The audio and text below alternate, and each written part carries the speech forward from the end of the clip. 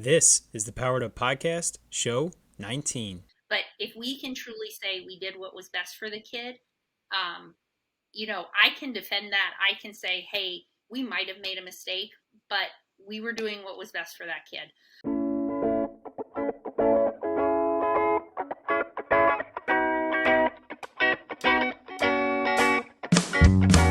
Welcome to a real-world education with insight and advice from teachers in the game, where current and former educators reveal what truly sets apart the great teachers and what it takes to make a positive impact on students. Whether you're in pre-service learning, new to the game, or a seasoned veteran, this is the show for you.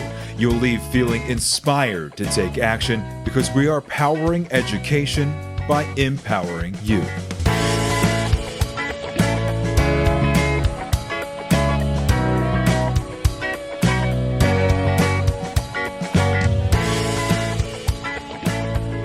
Hey, what's going on, everyone? This is Ken Ehrman, host of the Powered Up Podcast, and I am here with my co-host, Mr. Matt Superflex Rogers. Matt, what's going on? Superflex, where is that coming from? I'm giving you some nice compliments recently. We talked about Superflex or being flexible, something like that, in our show tonight. Very well. So to start things off, how has an admin supported your growth as a teacher? Such a great question. I think one of the things, so administration obviously can share about what life is like in the classroom when they were in the classroom, and that's always helpful to hear their perspective of recognizing and remembering that they are many times equivalent, that were really good at what they did and continued to help other teachers, as really teacher training being a big portion of administrative role.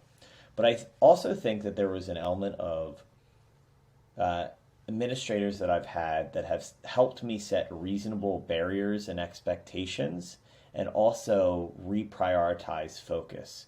Honestly, Ken, before I met you, I was kind of heading in this trend of like thinking I knew what I knew, and people were coming to me for tech questions, and I was kind of growing in the sense of like, oh, I'm an entity, I'm important, and I'm so like irreplaceable because all these people need me. And then I realized very shortly afterwards, with some kind of situations that I know we've talked about in other episodes, of hey, like I don't know the answer to this really tough question. And I expected myself to have that answer. And my administrator at the time was able to help me navigate that realm of what the right decision is. And I think that's a big joy of theirs and a big responsibility. But it was one of those things that she had a much bigger perspective of what was contributing to my challenge in the classroom. And I thought, oh, it's my world, it's my room, these things are not working because of that. That I think that kind of tying that big perspective and also some true guidance in the sense of having boss tell you what to do is obviously one attribute, but also kind of, and our guest and I talked about giving some clarity of why behind some of the decisions, and maybe the why behind the family's response was something that has allowed me to have a ton of respect for that role. Hopefully that answered that question. It did. It absolutely did. And for me, my principal, the longest principal that I've worked for when I was at Sile or Miles Rowe, he really allowed me to develop as a teacher, as a building leader, in supporting, some building initiatives and, kind of the similar role, like you said, people coming to you for tech help. But what I appreciated most was, my goal was always to be a facilitator of the classroom, to make it student-centered and have the students really drive the instruction of the day. And he did the same thing as a leader for me. He would open a door and then walk away and let me explore where that door would take me, and perhaps force me to find the next door, or to realize that, okay, I've reached this point and I'm looking for more. And he would connect me with someone or introduce me to someone or provide me with an experience to go somewhere.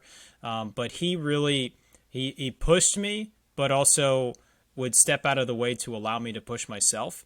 And he might recenter me, or he might, just ask me questions or give me prompts to say, are we losing focus of what's important? Is what you're doing best for students? And just guiding through questions and prompts, which is similar to the way I teach, and so that leadership style really helped me grow and thrive. So we do have an administrator on tonight, which was very exciting. So Matt, since she works in your district, I'll allow you to do the official introductions and transition into our interview tonight. Awesome. So Cathy Koenig is really a jack of all trades. She has kind of taken on the idea of student services. Her technical role is Director of Student Services for Pequea Valley School District, where I teach. And it really ends up honestly being more than student services, but human services. It is looking after literally every human that falls within the boundaries of Pequea Valley School District and honestly beyond, whether it's working with the local organizations and community, whether it's working with families. She manages a ton with homelessness and trauma-informed practices, as well as working through student-centered activities and lots of things for our kids and also our teachers. She actually brought an initiative of mindfulness into our classroom this year of all years, where it would make sense for us to have it. So she is honestly a force to be reckoned with and an incredible presence in our district, and really excited to have her as part of the podcast, because in this episode she shares really a lot of perspective of how she goes about being an administrator that allows me to remember that we're all on the same team. And I think sometimes administrators, she'll talk about, have to make tough decisions, and those tough decisions are from the perspective of someone who remembers it's going to have an effect on many people. And I think that was something that I really took away from tonight's episode, along with a bunch of other really, really great perspectives, talking about special ed specifically. That's a huge portion of her role, and what it's like to be a regular ed teacher or a specialist, and having to work through that in regular and elementary and secondary. So anything you would contribute before we get into the episode?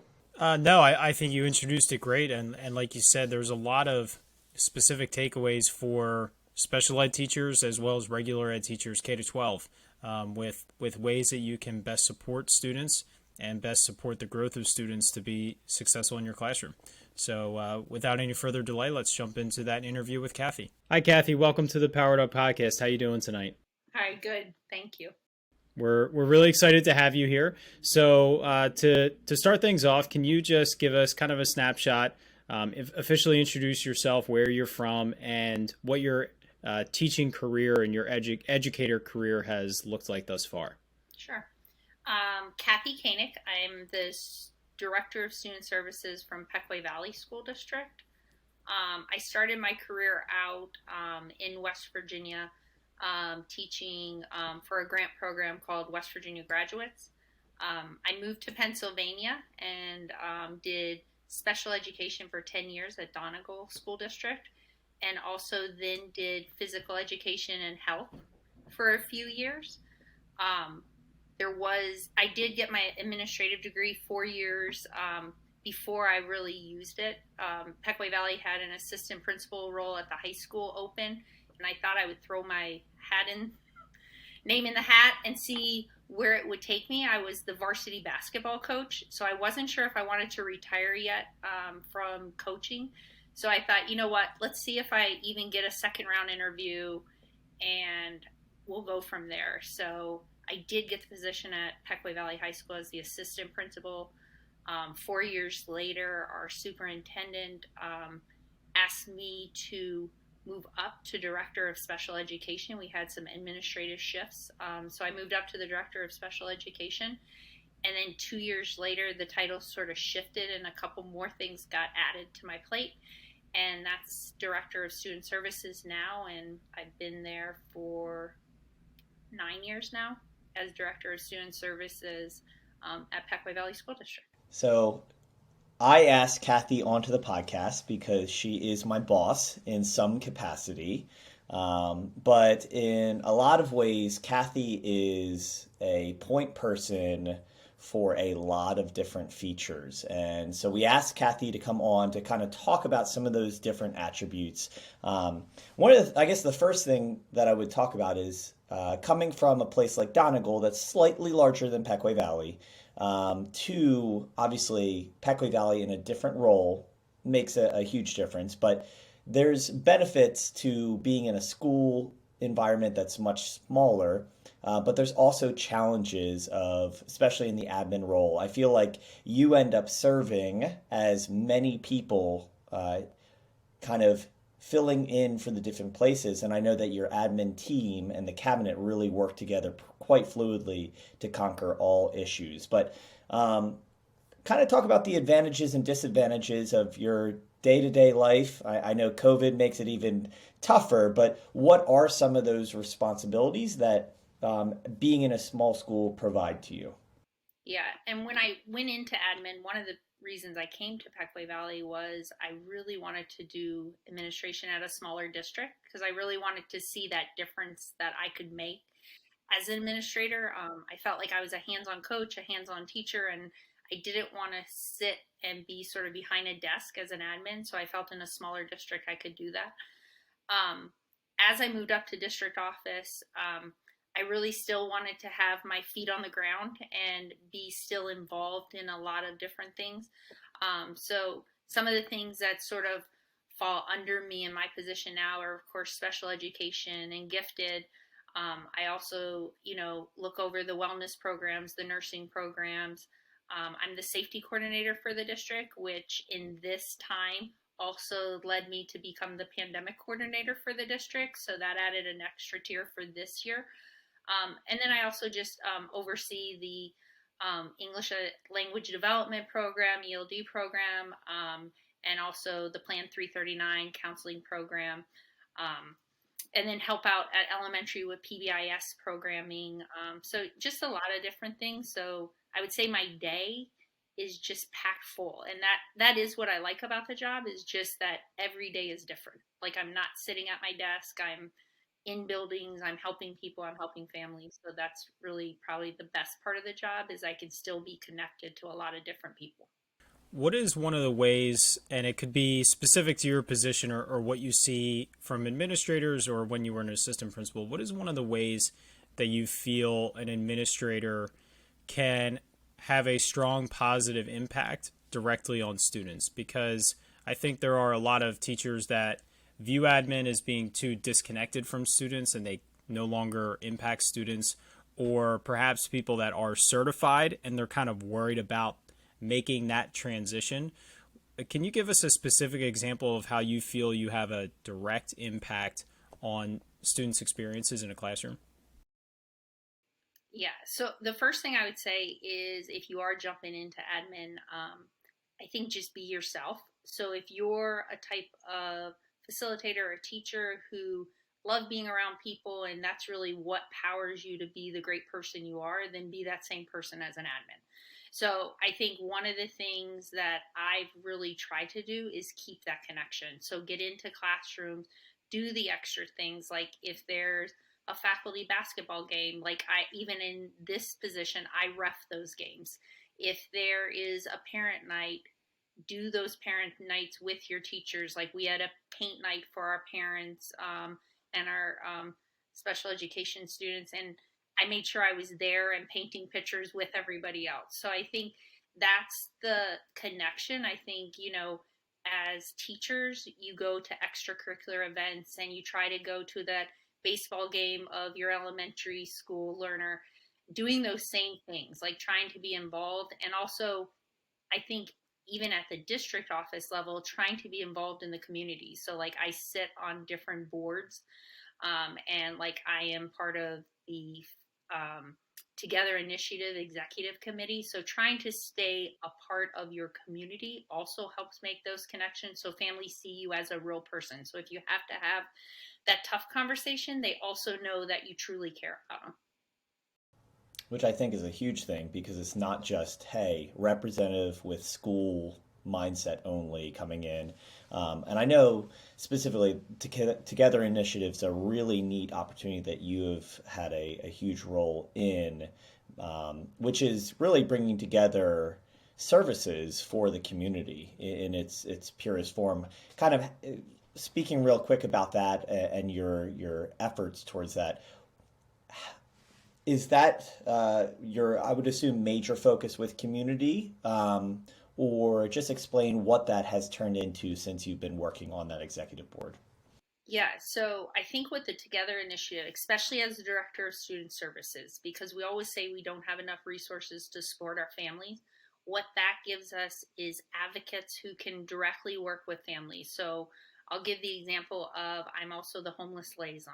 So when a family gets turned over to me and the residency is a questionable thing, I work directly for the student. So I may code the student homeless. What I do then is ask the family if I can reach out to the factory ministries and have them work alongside the parent and trying to help with housing and trying to find them the resources they need.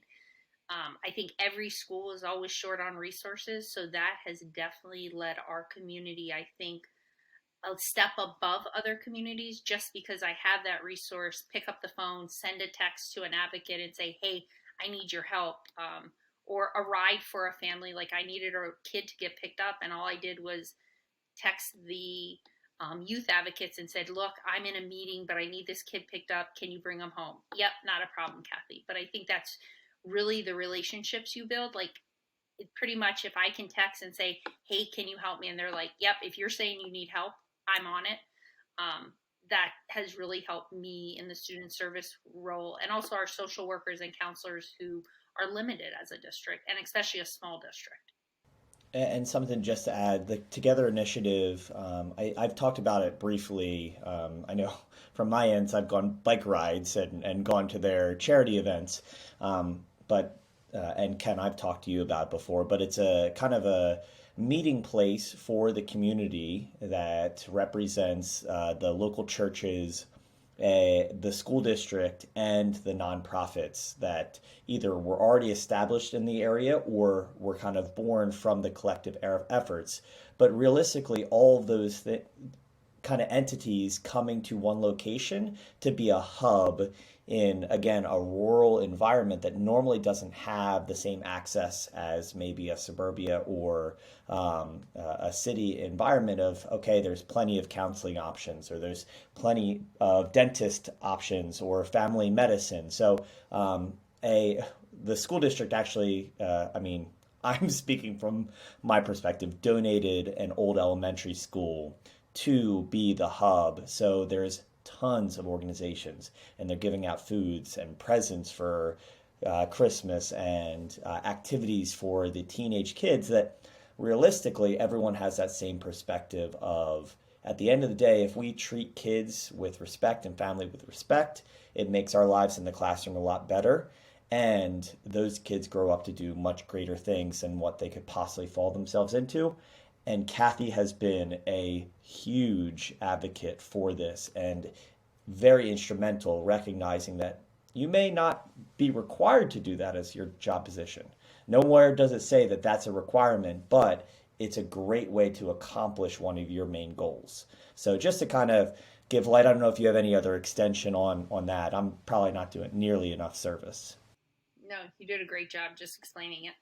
I think it's great, and it's, as classroom teachers, as, at really anyone in a school, we're constantly looking for ways to encourage students to get involved in the community, doing real world activities, whether it's related around holidays and you're making cards for citizens of the community or anything like that. So the fact that your district is pulling that together and pulling the resources from multiple locations and multiple entities.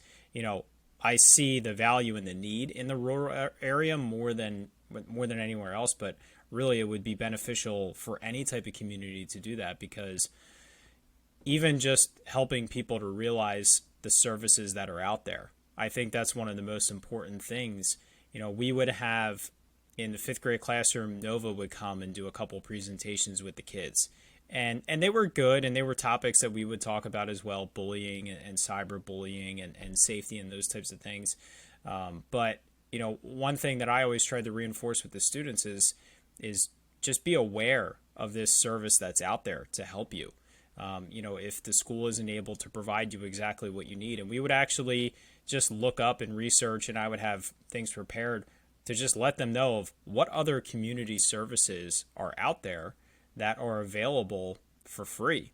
All you have to do is call. All you have to do is go to this website. And, I think it's a really valuable thing that your school district is doing that. And again, Kathy, I know you won't take as much credit as you deserve, but there's a huge element of, right, the school district represents a huge mark of that community. And it is the centralized item, and to see them on board with all the other organizations is really cool. Kind of transitioning into your daily life. So obviously you're dealing with community entities, but honestly, what you're also dealing with is many things between that 8 and 3:45 time frame of kind of requirements, especially in that special ed realm. And I think that's one of those areas that a lot of teachers are graduating college and having very distinctive perspectives on special education, as either a really great place to start and then work your way into the job you want to be, or the only classroom they want to be in because they have a call or passion. But it's also a really tough job. The way that I would kind of sum it up is it's like learning to drive stick shift. There are many regulations, and there's a lot to learn that you have to learn immediately to be able to drive the car, but it allows you to teach the rest of your career with a much broader perspective. So, talking about special ed, I know I went straight in as special ed and really benefit from that experience. Talk about the kind of the depth of what special ed looks like in its most itinerant sense, and then the most extreme sense that we don't see very often, and your role in that, and maybe what you would say to teachers when considering either students in identification or that are going to be learning support, and kind of how you would shape that perspective. Yeah. So I do think, I went for my undergraduate in phys ed and health, and that was my dream job, and I really thought, hey, I'm getting in, but back when I graduated, there weren't any jobs in phys ed and health. The phys ed and health facilitators were staying, and I had to figure out another way, sort of, like you said, get my foot in the door. I had worked a lot of camps and did different things. So I went back for my master's in special education. And I really did, sort of, to your point, find that as sort of a calling. I worked in my master's program. My thesis was on educational settings in correctional facilities for youth. And so I went into correctional facilities and did some educating in those correctional facilities. And I really found a true passion for those students who had those tough lives, those emotional regulation problems and stuff. And so I finished up my master's, had a certification in West Virginia with emotional disturbance, and then sort of started my venture into special ed. I think when you look at special ed, there are a lot of regulations. And I think the tough part is special ed is always changing. And it's sort of balancing act of just doing the right thing for kids. And that's what I always try to say. Hey, let's just try to do the right things for kids. Things may happen and we may not be able to, there might be a due process or a mediation put on. But if we can truly say we did what was best for the kid, um, I can defend that. I can say, hey, we might have made a mistake, but we were doing what was best for that kid. I think the knowledge of understanding special education, that's one thing I think, in colleges and stuff, doing those couple classes with special ed is so helpful, because nowadays the key is, and I just had a conversation about this today with someone, is what the state, what everybody is looking at is least restrictive environment. So we want the learners in the classroom, which means that all facilitators are teaching our lowest learners to our highest learners. So it's understanding what that differentiation is. It's understanding how do you balance a classroom with classroom management. That's difficult stuff. And I think the hard part is when you walk out of college, you're not prepared, because you just don't get that true world experience until you're probably 5 years into your classroom, and then you're like, that's why I needed to know that. I think more and more we will look at kids being, itinerant services with just that learning support and emotional support. I think in a small district, one of the things I talk to about with a lot of people is we don't have a continuum of service in our district, which means we go from full time to itinerant, and also all the different components. So I think it's important for people to understand, like, that full-time classroom is way different from a kid, even though he's having a rough day in class. That's not, like, his behaviors are once in a while, not all the time. I think also just knowing, like, knowing all of the different levels of special ed and all the different classrooms. So, like in Pequea Valley, the MDS classes and the life skills classes, we partner with the IU for those. And every year we look at trying to bring those back into district. But being a small district, we don't have that all the time. But we keep continuing to work with our families and find the best placement for this learner and where they can make the most growth. Thank you. I think that's really insightful and helpful for a lot of our listeners to hear. So I want to take the perspective of a classroom teacher, so regular classroom teacher, and it's you can't put this stuff in a box, but we'll just try to kind of look at it in a vacuum for a second.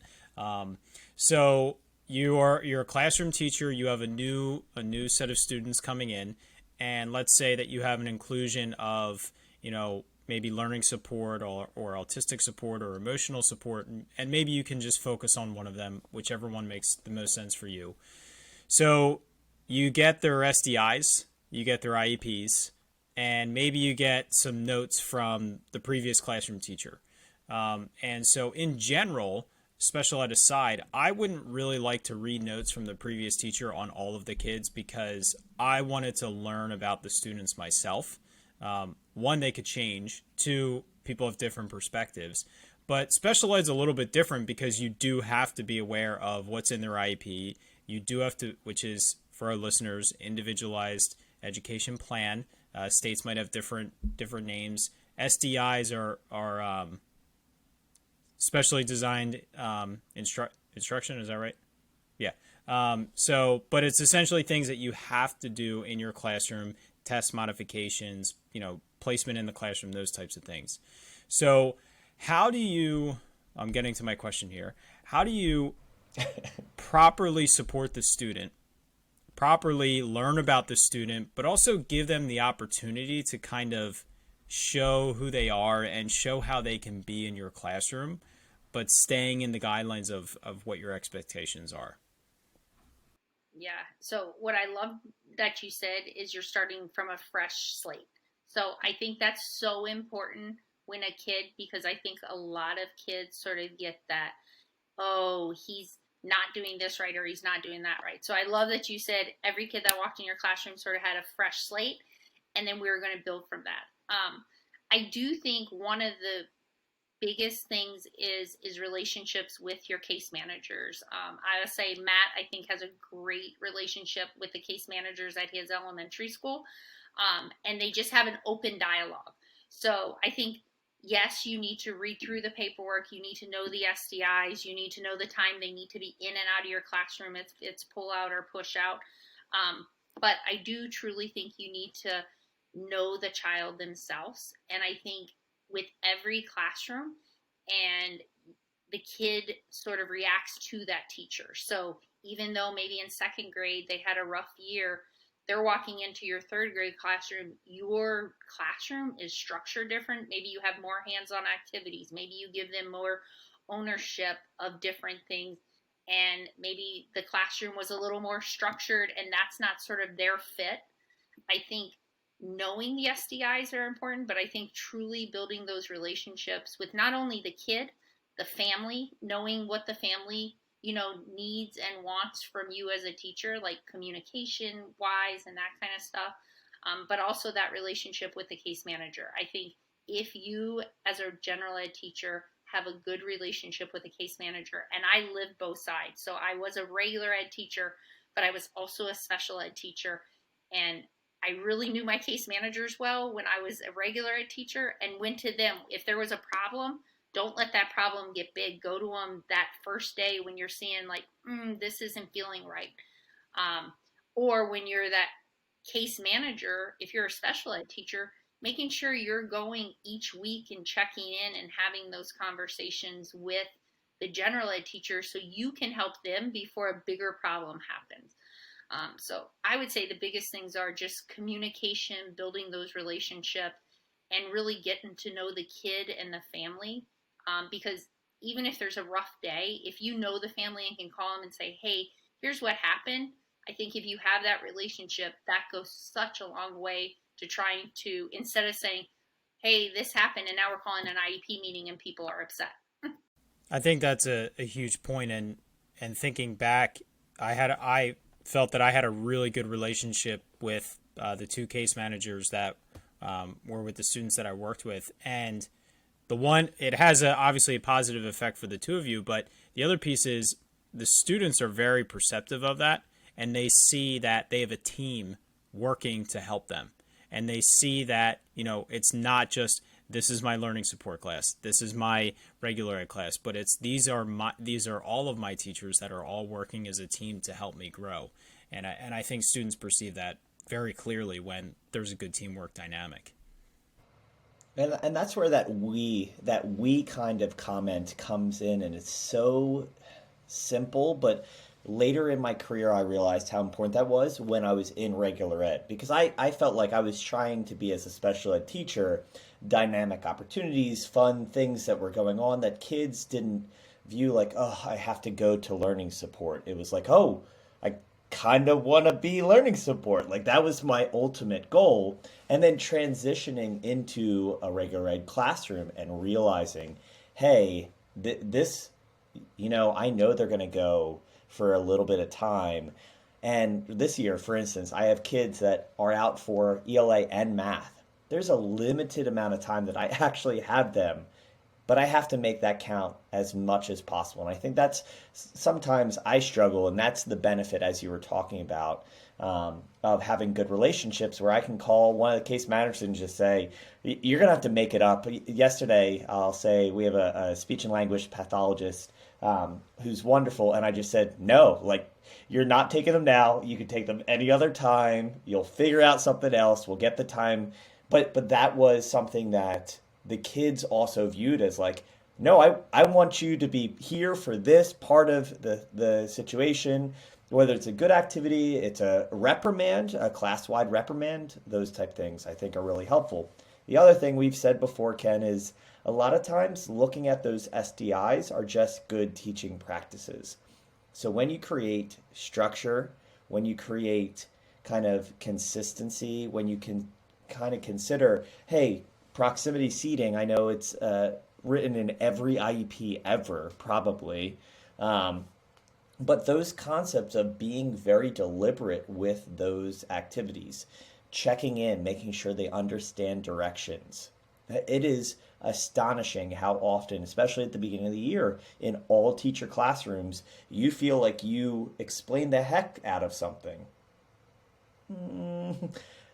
You only know if you explained it well if they actually translate. And you'll get to monitoring. We have a sixth grade teacher who's phenomenal. She said she was kind of meeting with kids and got to the last kid, realized they weren't following the directions because they were stuck on one. And so those type things of, hey, we're going to take a quick scan, make sure everyone's good, make sure everyone's going ahead and able to go forward Yeah, with Matt, it. you So. read my mind. I wanted to ask you, Kathy. So just like Matt said, you find when you really read through those SDIs, there's a lot of commonalities from student to student, and a lot of them are just great teaching practices that you just start using regardless of what are in those SDIs.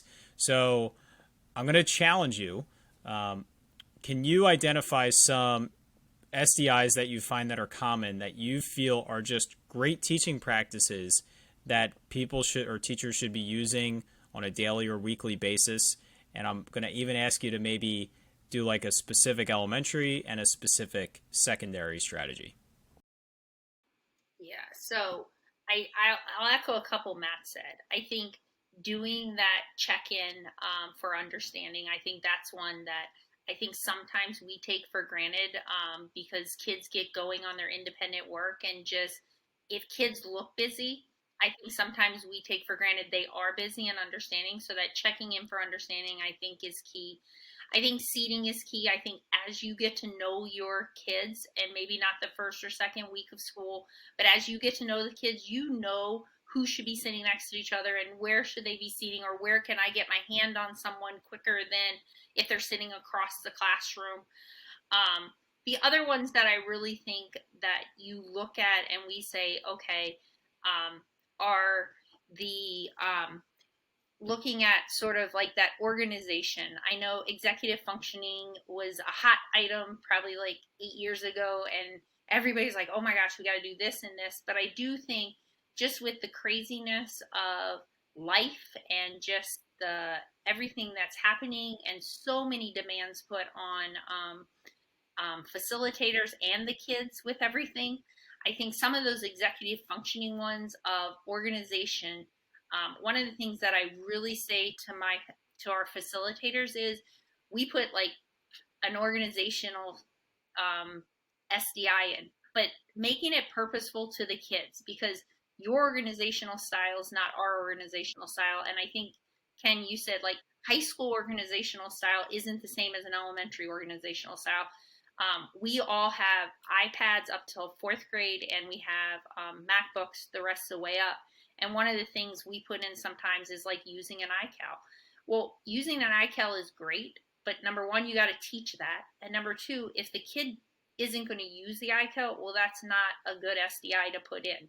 So, really knowing the kid and trying to figure out what their organizational style is, what helps them. A lot of kids carry phones now, and at our secondary campus, the kids can have phones during the non-instructional time, so between class changes, at lunch, that kind of stuff. So, like some kids, it's better to put it in their phone if they have a test or something than to put it on their iCal on their computer. So, just I think really knowing the kids, knowing what would benefit them, and trying to meet them where they're at. Because we all have a different way to do things. Like, I still like writing things down, and, I use my calendar. I carry two phones. I keep everything organized in my way, but my organizational strategies does not work for my husband. So, just understanding like everybody has their own and giving the ownership to the kids and then supporting them. I also think one of the other big things that we see, you mentioned it, Ken, was the testing accommodations. I think understanding what testing accommodations are true to the kid and what their disability is. I think sometimes, and I've really challenged our special ed teachers in our district, is SDI shouldn't be cookie cutter. They shouldn't, like that SDI shouldn't carry on and on. So, like when I'm checking or my special ed consultant are checking IEPs, we sort of challenge, like, hey, is the kid using this? Do we still need this in? Have they matured out of that? And starting to have conversations with the regular ed teacher to say, hey, is this just good teaching, or is he using this at a over and above what a general kid would use it in your class? So I think as a regular ed teacher, we love having that feedback. I mean, I think our IEP meetings, some of them are great having conversations and saying, hey, what do you see? What do we need to do differently here? And I think that communication has really helped us to sort of not have as much of that cookie cutter SDIs than I think we probably had like 5 or 6 years ago. So just a quick add-on, and then I have another question. But what happens for a teacher that is not following the SDI? So I think from my level at the elementary, I feel like we kind of have to. We spend so much time, so much of the day with them that it's easier for me to remember. But especially like a secondary teacher that has them for a shortened block, and you know that it's something that's beneficial for their learning strategy. What are, not to bring a doomsday perspective, but what are some of the things that happens in the case that students are truly not getting the accommodations they need? Yeah. So I'll take a secondary approach. I think one of the things, as you know, at that high school level is credits. And, and it depends how much families push, and it's also how much you like look into things, if SDIs aren't being followed. I think those are the conversations you have. So, especially this year with having a lot of virtual learning, we've had a lot of kids who haven't probably done as well as they have in the past just because being online or choosing to be online. And so we've had a lot of those conversations of, hey, are these SDIs happening? And if they're not happening, then we need to just look as a team. Number one, can they happen? Because there are some SDIs that we've had conversations about this year that can't happen virtually. So we have the conversation of, okay, then that needs to go into the IEP as a non-virtual SDI, because in a virtual world it can't happen, but in brick and mortar it can. But then having those conversations and, having the conversations of, hey, it's one thing if you're like, I missed that for like that test, I didn't send them down, or hey, I forgot to put a word bank on if they had a word bank. But I think when there's that pattern that you're not doing it and the kid's not being successful, then we as an administrator have to have that conversation of, hey, we're all here for your kids, and we can't blame the kid for everything if we're not doing our part in making that sort of an equal playing field. And that's really what the SDIs do. Is I think sometimes people say, oh, well, we're making it easier. I don't ever feel we're making it easier. I think we're equaling out the playing field. Like, this learner has a disability which other learners don't have, and some of these SDIs are helping them to sort of equal that playing field and making that test, better for that one learner, or helping the learner be able to stay more attentive in class. So I do think that if you look as SDIs and you're really looking at, and facilitators and teachers are in it for kids. So if you're really looking at it through the kid's perspective, those SDIs are helping a kid become successful and getting that, where they want to be after high school. So I think that's, if you don't put it as a personal level as a teacher and say, oh, this is so much more work on me, and really look through the lens of, hey, it's really helping this kid, I think it's easier to, because there are sometimes some IEPs have a lot of them. Yeah, absolutely. And to kind of pull what you said earlier about building community, especially in that special ed realm and regular ed team, one of the things that's beautiful about an IEP is it's editable. It's like almost never finished, right? Like, it's printed or it's kind of finalized, but at any time an IEP can adjust. So obviously, switching to a virtual world, you've had to adjust a lot of your IEPs. But that's also the beauty of SDIs. If you find something that's working, you can add it pretty seamlessly. If you find something that's not working, you can pull it. You're just not legally bound. And that's kind of a scary thing, especially for new teachers, the idea of the legally binding. And I know, even just to use a reference point, behavior charts are one of the things that drive teachers up a wall, because a lot of times what happens is, in our building traditionally, it's 3 to 4 category areas, one that you can usually pretty commonly have as a success that you can celebrate, and then 2 or 3 that are going to challenge the learner specifically. And I think one of the things is, just as my perspective, is the behavior chart is just an opportunity to have a conversation where, in my opinion, the kids self-grades themselves and you discuss, do you agree or not agree? And I think too often teachers just write down real quick what they think the kid just flaps it closed and marches on their way and then realizes, okay, I got a 73% today, but I don't really have any clue why.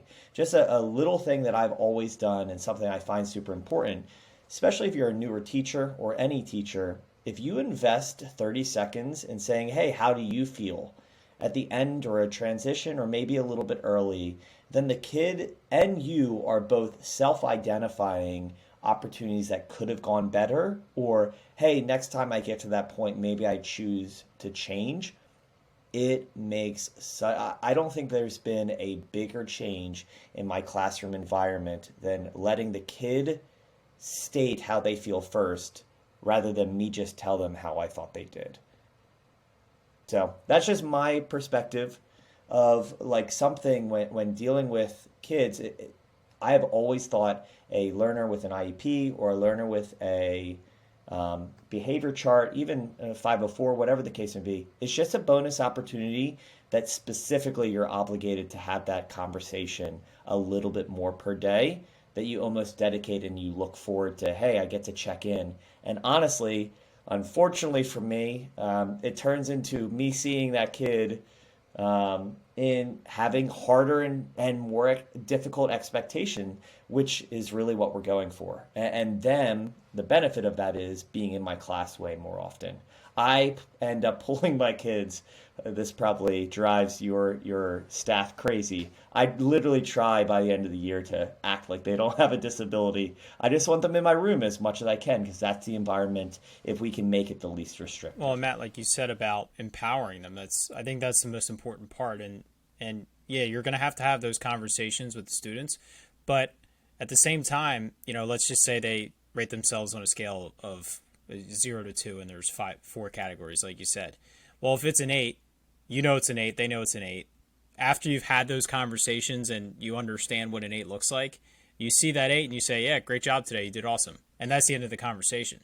It's when those days aren't an 8 or it was exceptionally an 8 that you have to have those conversations. So when you establish that routine in the beginning and you have those conversations every day, they don't necessarily have to happen every day when the student is filling it out because they are understanding, yep, I did have an 8. And I took a very similar approach. And even if they weren't earning that 8, they might earn a 5, and you could just look at them and say, we know why, right? And they say, yeah, I know, because it's something that they've done before. And so, like, again, it's that empowerment of the students, and it's going to help them grow. It's going to help them succeed. And when a teacher can do that with them every year, they're going to learn different expectations. And that's sometimes one of the hardest things for students is, and this is all students, is understanding that different teachers have different expectations. How do I succeed in those different environments?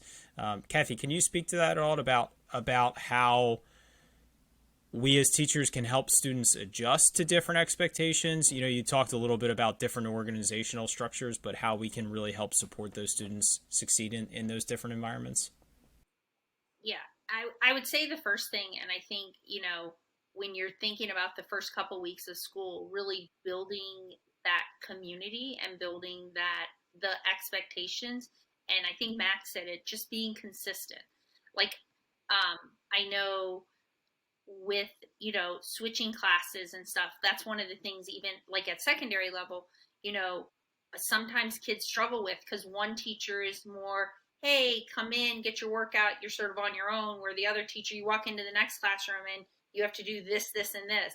And I think really as a teacher, and this is conversations that we have with the kids in IEP meetings or when we have conversations, we the kids have to be flexible. So one of the things that I know, like the emotional support teacher, we use zones of regulations and we use superflex, and we always say, being flexible. So the kids have to start learning at a very young age of how to be flexible, and that's a skill. Like, and sometimes we need to teach that skill, but we also are getting them ready for the world of work and everything else. And you're not always going to have that same manager on the job. You're not always going to have a boss that totally understands you.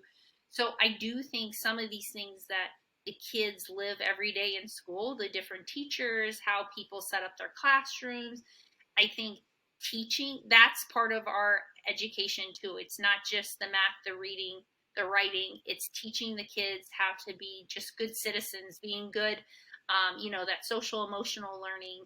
And I think having them understand that it's okay if you don't totally like someone. Like I'll say that, like people be like, I don't like you. That's okay, you don't like me. But we have to be able to mutually get along, because guess what? I need to work with you and you need to work with me. So I think it's trying to reach, Matt said before, if you show kids respect, they give you that respect back. So I think it's trying to show that respect, understand that everybody's coming.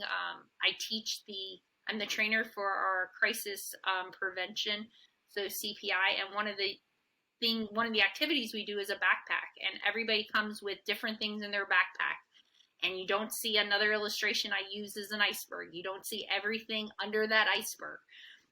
But we as facilitators need to understand that, because a lot of us come to the table and we might not have the past that some of our learners have, but we got to understand that. But we also have to hold, I think, Ken, you said, high expectations in our classroom, because kids will rise to those high expectations. So I never want anybody to ever think like, oh, this kid has an IEP, or this kid has a 504. Let's lessen the expectations. Don't lessen the expectations, but meet the kid where they are and grow them from where they are, and keep pushing those expectations so they keep growing. I think that's High beautiful. expectations and high level of support. Yeah. That scaffolding is a key thing.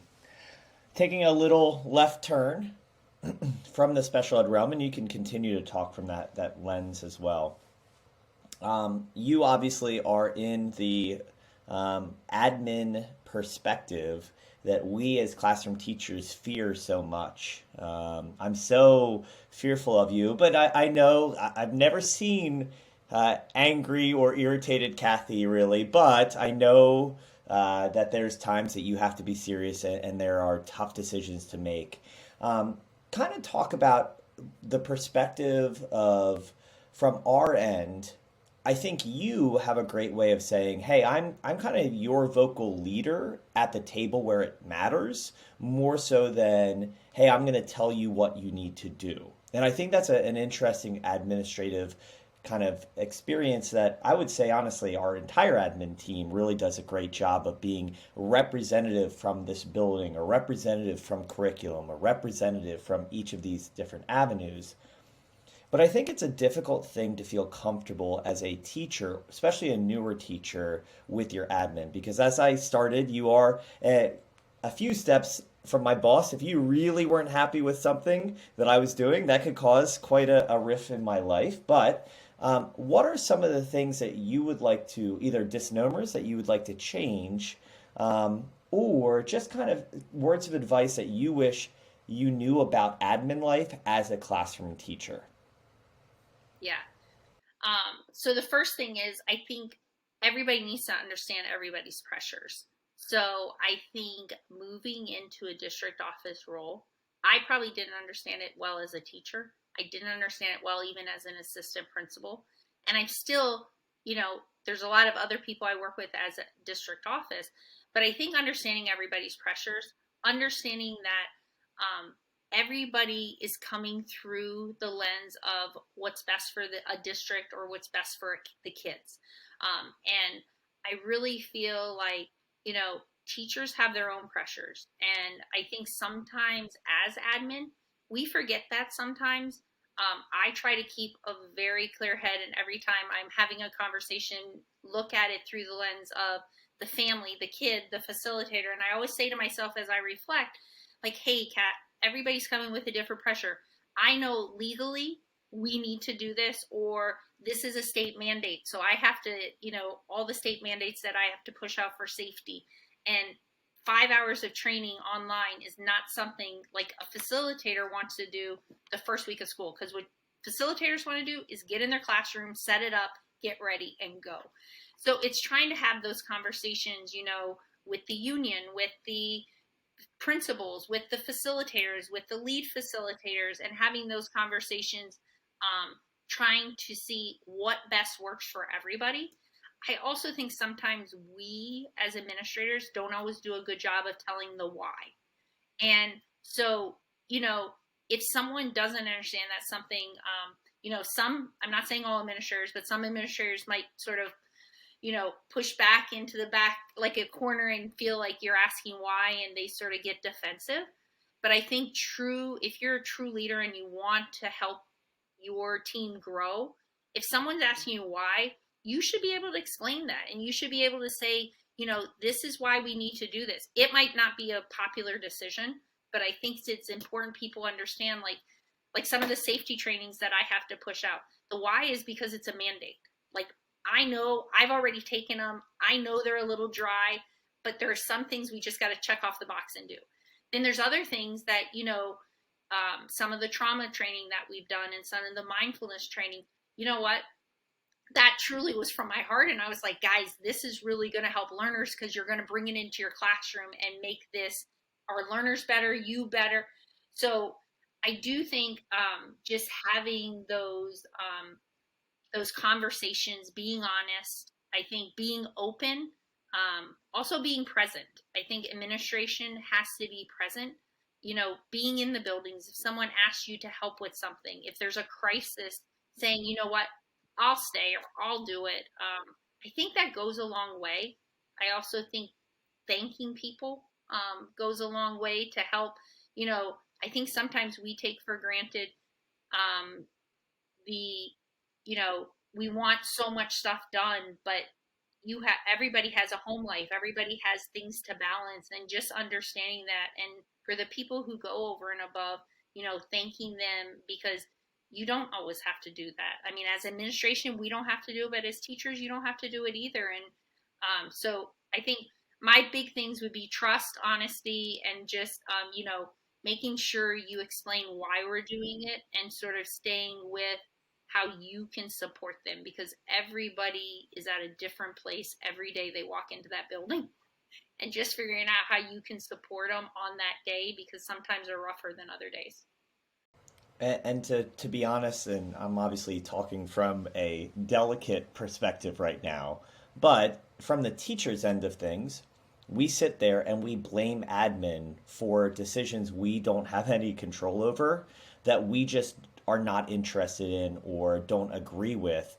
And a lot of times that comes from the perspective of not knowing the whole picture. And I think your idea of identifying the why, and maybe it's just budget. We don't have the budget to have 13 kids in a classroom, right? Like, that may be a reason, because it's not realistic. And then some of the decisions where we had two curriculums we were choosing between, or we had the opportunity to extend our high school kids to go do a great opportunity at the sacrifice. And I think a lot of times I always try to kind of perceive it on the teacher side, especially in that classic like faculty room type environment of like it, when it starts snowballing, is there, you guys are making the best decision under the same perspective. You all started in the same roles that we were in, caring so much about kids, and that has never changed.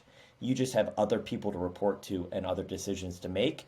And the great thing, at least in our small district, is everyone's really bought into that perspective. It's for the kids, it's the best interest. It's not a political move. It's not, hey, I'm going to stick it to, or it's, hey, these are decisions made with transparency as much as possible for the best interest of staff and students. So it's a tough thing. And I'll tell you, walking into, I had to do an interview with Cathy for just like how to acknowledge if there's assault for a graduate level administrative class. And walking into that district office, especially after you get hired, is a very intimidating place. And there's a reason why superintendent and assistant to the superintendent and budget and have their own offices with secretaries and all these different, there's so many things going on. But what I like to think, and you can correct me if I'm wrong, is you guys love when we come into your space too. You love getting to the nitty gritty and reminding yourself, hey, these are the challenges that my staff is facing. And if I can make a difference, because that is, again, touching the lives of kids directly, that we don't get to do as directly in that administrative role. Yeah, the best days are when I can get into classrooms and just be a part of conversations and decisions and that kind of stuff. Really makes it purposeful to why I do the grind of, because an admin job isn't that 8 to 4. I mean, it's 8 to whenever the job is done at night, and sometimes it's really long nights. But when you really get to have that parent who is thankful because you contacted them because something happened to their kid, or you get a teacher that just says, "Hey, thanks for going that extra mile and helping us out on that." I think that's where you see that, you know what, people do truly understand the time you're putting in. And I think that we're there to support, even though some days it's not that we're as connected as we should be. Would you encourage teachers to reach out to administrators, especially beyond their building, inviting them into the classroom? And if you would, should they be inviting administrators in, seeking advice, asking questions, or saying on this day or on this week, I'm going to be doing this type of lesson that I think you would love to see? Yeah, so I think if it depends on the relationship they have with their admin, and also the relationship probably of the district, because I know every district is different. But I would say the second one is probably where to start. Like, invite your administration in, if it's your superintendent, if your assistant superintendent, your director of student services. If you're doing a cool activity, people love to see that. People love to tweet it. People love to get that, on social media and show all the great things we're doing as a district. And there's times we don't know that's happening because we're not in the building. So that would be the first thing I would say is, you know, have those kind of things, because what that does is it builds a relationship. So like if Matt invites me into his room, like I had a grant opportunity, and one of the first people I reached out to Matt, "Hey Matt, you love doing crazy things. I might have some money. Think of a crazy idea and maybe we can get it funded." So I think as we build those relationships with regular ed teachers or special ed teachers on my end and see the things that they're really doing, I think that first builds a relationship. It also gets us aware of, hey, how can we support better? Because, if I'm walking around the elementary and I see, hey, man, this kid just got taken out because of a behavior call or something, I might follow back up with that teacher and say, hey, is this an everyday thing? How can myself or my special ed consultant come in and support you? So I think it's first inviting them in for all the great things you do, because facilitators, teachers do great things every day with kids. Highlight that. Be your best advocate for yourself. And then I think having those true, honest conversations, if there are things that are going on, I would say starting out with your building administrator. But then, if the building administrator doesn't know, asking if you can talk to someone else, because I do think having those conversations help you become a better teacher, a better facilitator, and the end result is better for kids. Absolutely. I couldn't agree more. So the bell is rung. It's time to change classes and jump into our lesson lens. Matt, what do you think about that transition? You know what? I liked it. Well done, Ken. So it's questions back and forth between Matt and I to bring a perspective on a specific lesson, unit, or project. So we've had guests take this in many different ways. So Cathy, feel free to dig back in the archives and tell us about a lesson that you used to love to do with your students as a classroom teacher, or something that you've seen as an administrator. So question number 1 is, will we be looking at a single lesson, a long-term project, or a unit overview? So let's look at I would call it a long-term project. And was there a specific grade level, subject area, or time of year that this activity occurred? Elementary and throughout the year. All right.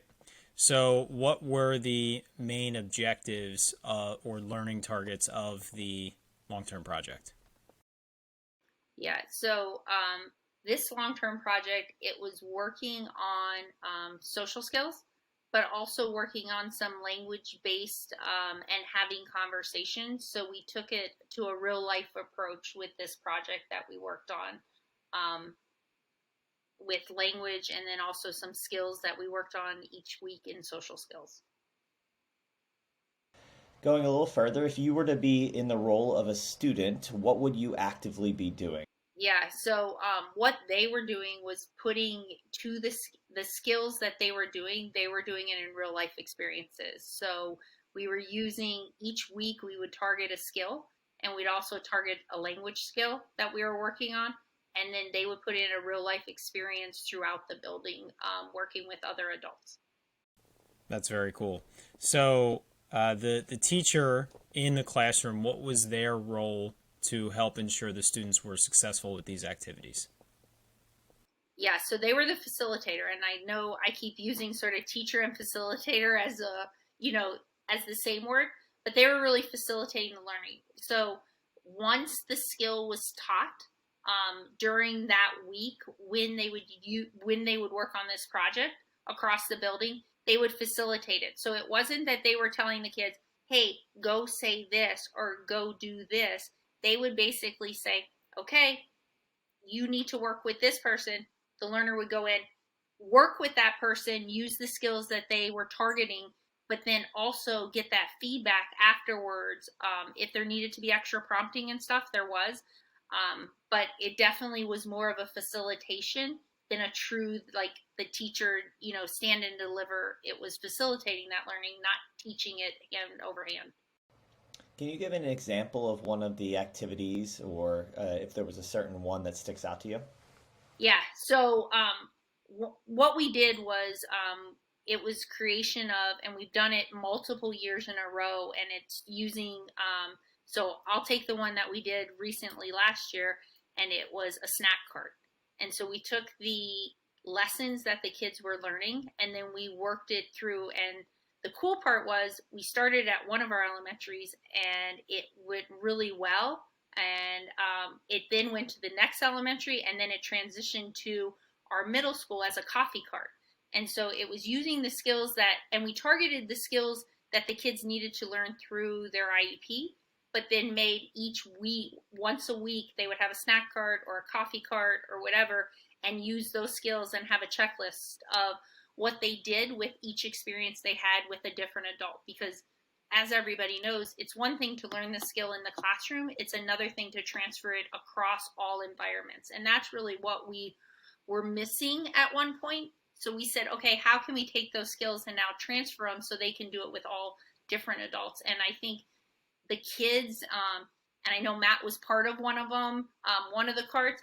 I think when you saw the kids from day one and you knew the skills they were working on and transferring those skills throughout the year, by the end of the year, those carts were running on their own with us just monitoring the money, the everything. But the money, all those skills that we taught, it just made it so much more purposeful by adding this real life experience within the school.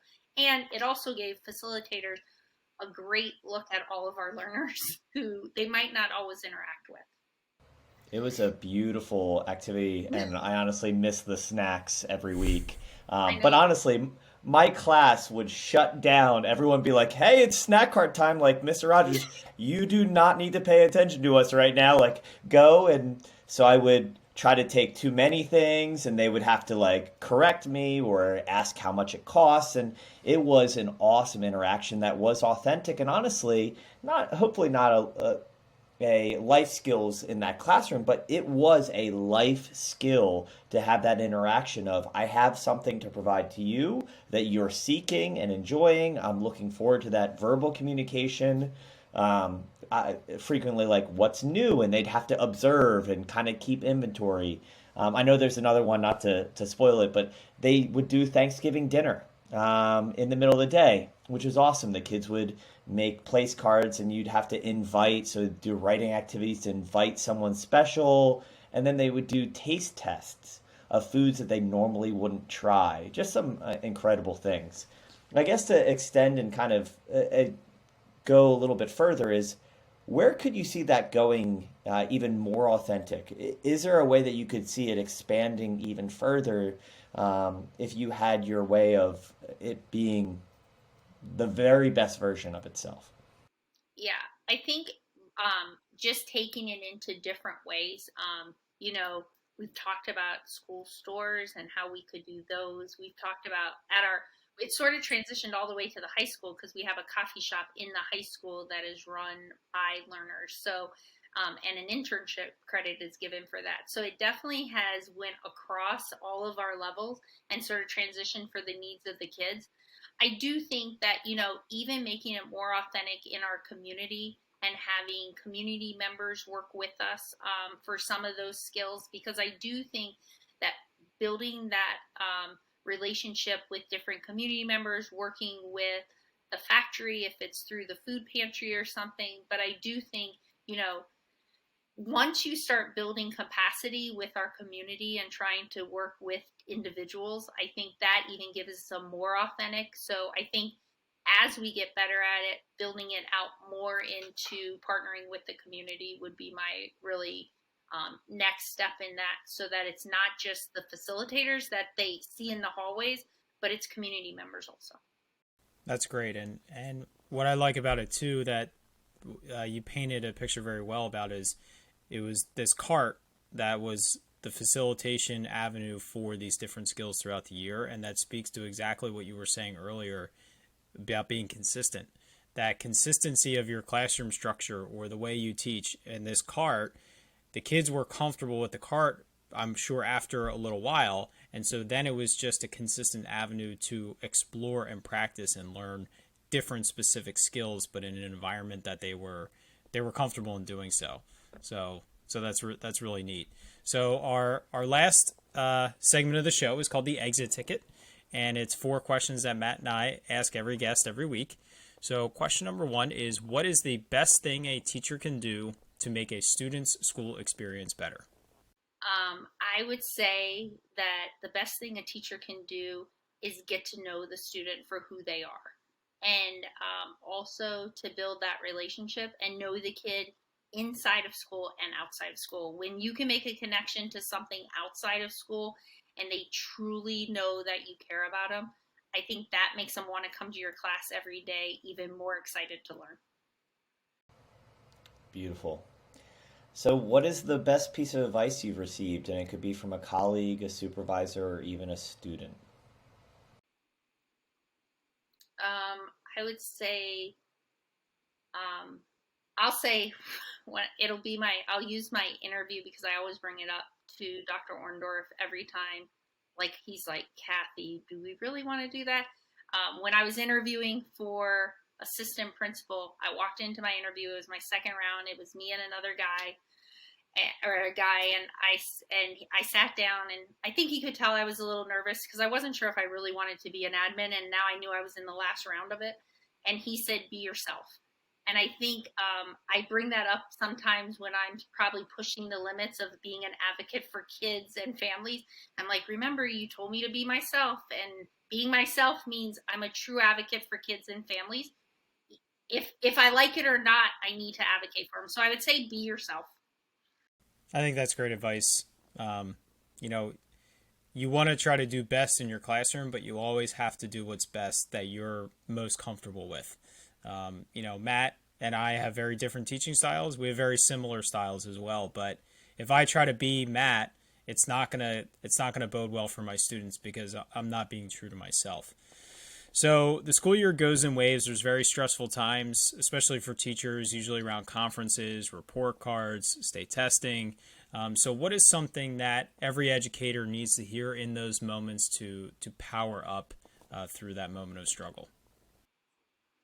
Yeah, I think number one, always knowing that what you're doing, you're making a difference in kids' lives. And if you're making a, and I think knowing you're making a difference in kids' life, those really hard days you can get through. I think also knowing that you have to give yourself, and I mean, I have to take this advice for myself also, but knowing that it's okay to make the mistakes. And sometimes you need to own mistakes, and also just being okay with not only making mistakes, but also owning how great you do on those days when you're really rocking it, and giving yourself credit for those days. Because I think we're sometimes our worst enemies, and we're like, oh man, that lesson wasn't good. But the kids thought it was amazing. So earning, owning those amazing times, learning from your mistakes, and just, again, being genuine to yourself and what you do. So, last question, not to add anything else to your plate, but you are a safe space as a kind of a representation of admin. And if our audience were to want to connect with you, see what's going on, is there a best way to get in contact with you? I know you mentioned Twitter, but that you would feel comfortable with to kind of give your own perspective, continue that conversation. Yeah. You can share my email. I definitely get back to my email. I try to be back with everybody within 24 to 48 hours. So if someone, had a question or just wanted some information or needed something, my work email is probably my best. I am on Twitter. But I think probably if it was a quick something, definitely email me and I'll try to get back to you with the best advice or comments I can. Excellent. Thank you so much for sharing that, Cathy. And we will link to all of that in our show notes page, which can be found at powereduup.com/show19. This has been a lot of fun. I think it's been really insightful, really eye-opening. I definitely appreciate the open conversation that we had, and I can see why Matt has a lot of respect for you, because you clearly are making a big difference and a positive difference for your school district. So thank you for doing that, because as you said, in the end, it's benefiting the students and the families in your community. So thanks again to our audience. Thanks for tuning in with us, whether you're on YouTube or your podcast platform of choice. Please make sure you hit that subscribe button if you have not. And if you could, head out to Apple Podcasts to leave us a rating and review so we can help reach new audience members and grow this podcast as much as we can. Please share this with another teacher that you think could benefit from listening to this or any of our other shows. So, Cathy, thank you again. And Matt, why don't you take us on out of here? All right, so you did a great job, Kath, but we're going to power down this episode. Hopefully we leave you feeling powered up. Have a great week and do something special. We'll talk to you next time.